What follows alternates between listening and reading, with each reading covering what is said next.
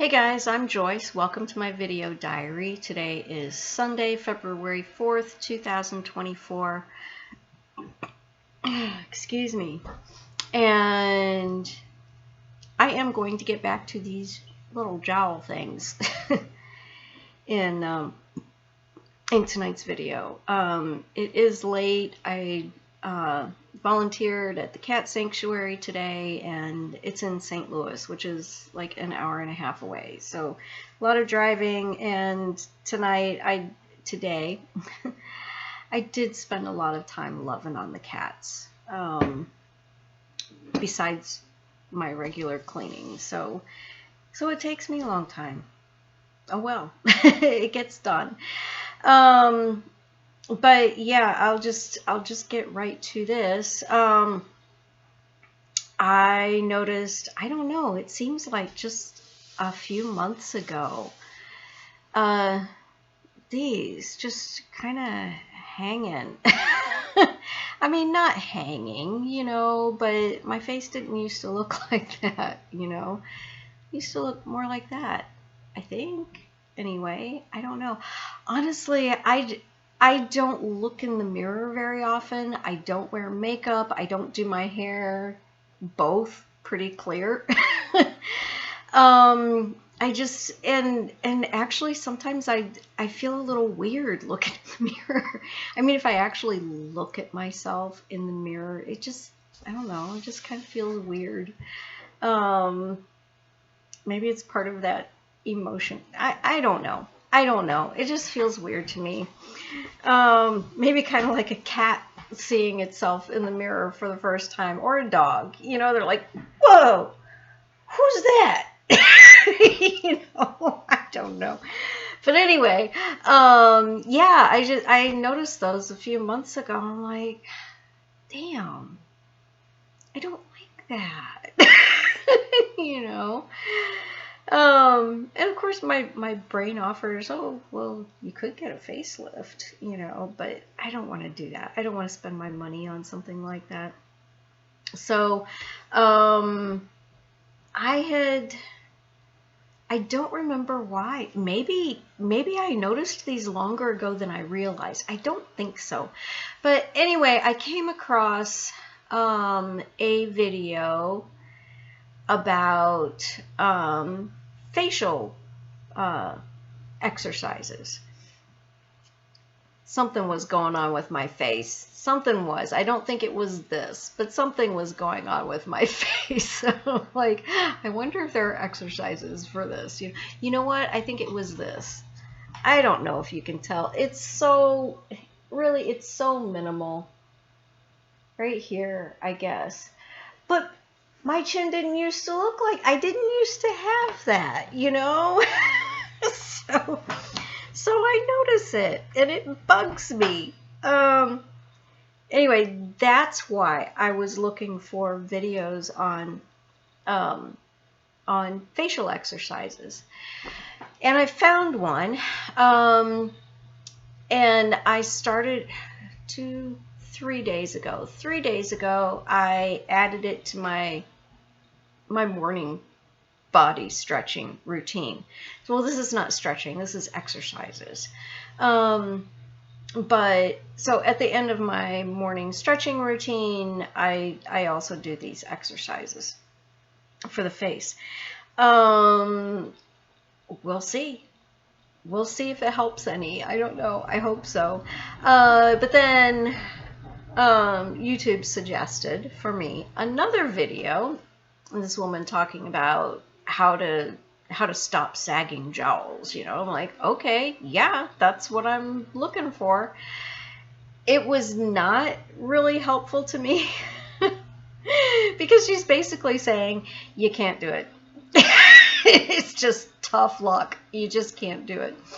Although she did talk about the lymphatic system and moving lymph through your body so it doesn't just settle in places. She's saying that's one of the reasons this happens, is that lymph will start collecting here. Well, in places that don't have good circulation, I guess. So there were some things she talked about. But I am going to put links in the description for all of these, for the video that I do my stretches along with, plus another video of the neck stretches that I do. I don't do along with that one because it's not a do along with. They're both by Tone and Titan. So, but I have remembered the stretches for the neck specifically, and I just replay the first one because it's got 30-second timers. So instead of doing these neck stretches 30 times, I just hold them for 30 seconds like the other stretches. So anyway, I'll include links to those two videos, and then the video for the facial muscle exercises. And even though I'm not going to follow it, I'll also include the video by the dermatologist who says you're just out of luck. So yeah, that's it. And I'm debating whether or not to share this. But I guess I'm going to do it. Every once in a while I'm using the bathroom and I'm pulling my pants up, I notice like halfway down my thighs, it's kind of like I've got jowls on my thighs too. You know, I mean, just, you know, on the inside of the thigh here, just about halfway down, there's kind of like, I mean, I'm exaggerating, but you know, there's this oh no, it's up here. Yeah, well, like a jowl. It's the upper part that's sagging over the... Anyway. I guess I've got sagging stuff. I don't know. The dermatologist, she said that these things start happening, I think she said in your 30s. 30s or 40s. She was talking about a few different things that, you know, one area of your face will start to change in this particular age range, and then another part of your face will start to change in another age range. So I think it was in the 40s she said that this starts to happen. And considering that I just turned 55, I guess I shouldn't be complaining. I mean, what is there to complain about anyway? I don't like the way it looks. But I was like, I keep telling myself, damn, I look good for 55. Actually, I've been saying that for several years. Like, you know, I think I look pretty damn good for 52, you know. But what does 52 look like anyway? What does 55 look like anyway? Buttons is going to tell us. Tell us, Buttons. She's not going to tell us. She doesn't know. I guess this is what 55 looks like on me. I've actually run into, there are a couple ladies in particular, you know, just they were having a conversation and saying something about, I don't remember what it was, but it came out in their conversation that they're younger than me. And I thought they were in their 60s. So we all look different. And actually, I've always looked like, okay, not always, obviously, I don't now look like a little kid. But I've always looked younger than my biological age. So anyway, just to make everybody feel bad about how they look, right? That's not why I shared. But I know there are some really pessimistic people who are sensitive who would be upset with me for saying these things. But anyway, so I guess that's it. I guess that's it for tonight. Oh, I should share.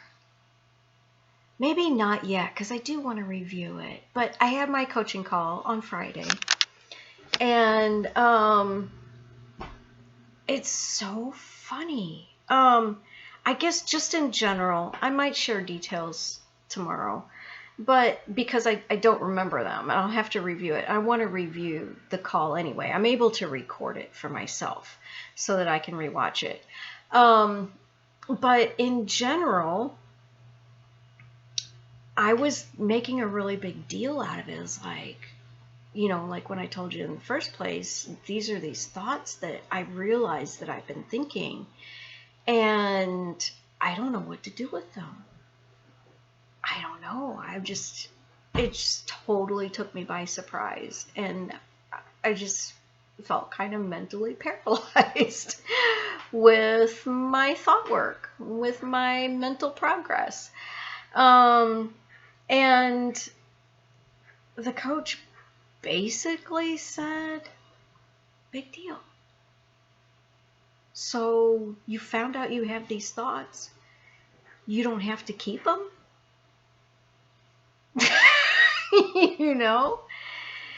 Do you believe them? Do you want to believe them? You don't have to. And I thought, okay.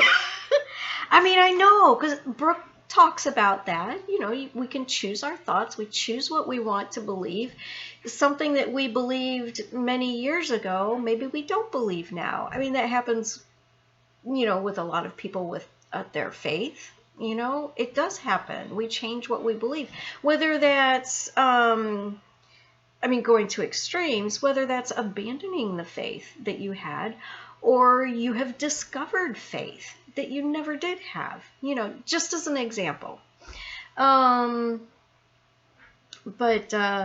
Yeah, so that's basically what she said. And I guess it had seemed like it was just so intense. The emotion was so intense, and that it was discovering those thoughts, discovering that I thought these things about myself was so shocking that, I don't know, it just seemed like there should be a lot of work involved, a lot of thought work involved to figure this out, like, what, I don't know. It just didn't seem like it could be that simple just to say, do you really believe that? Sure, yeah, this thought came up. You didn't know you were thinking it. Maybe you've been thinking this for your whole life. It doesn't mean you have to keep thinking it. Consciously or unconsciously. But now that it's at the surface, now that I'm aware of it, I can't just let it go and say, that doesn't make sense to me, or, that doesn't help me. You're not helping me with that, telling me that. You're not helping me. Like, the one thought was, I don't have time for you, or you're not worth my time. That's what it was. You're not worth my time.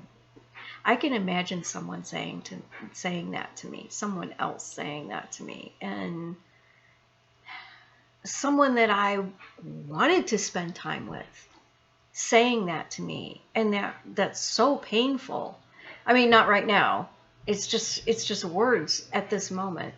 But oh my goodness, I forget why I mentioned that. Anyway, it's like, okay, I was talking about, I don't have to believe that. It's not helping me. It's not helping me anyway. Yeah. If anything, it's really holding me back. Not being aware of the thought, but thinking that thought. If I believe that I'm not worth my own time, now that's starting to hurt. It doesn't help me. If I let myself believe that, if I choose to believe that I'm not worth my time, well, it's going to show up in my life. That is going to manifest itself in my life. I am going to behave in a way that just reinforces that belief. And I don't want to do that. I'm kind of excited to uncover more thoughts because then I can address them and say, no, that is not helpful. I'm gonna think something else that is helpful. You know, like at the time that I discovered that thought, I was thinking about bridge thoughts. You know, it was like, well, what would I rather think? Well, I would rather think I'm totally worth my time. I am the most important person to myself. But that wasn't something that I could believe at that time. And I'm not sure where I'm going with this. I'm so sorry. It's 10:15. I want to get to bed. So I'm going to get to bed. And maybe you want to get to bed too, huh? Depending on the time of day and your schedule. So, all right, guys. I will talk to you tomorrow. I hope you're doing well. Good night.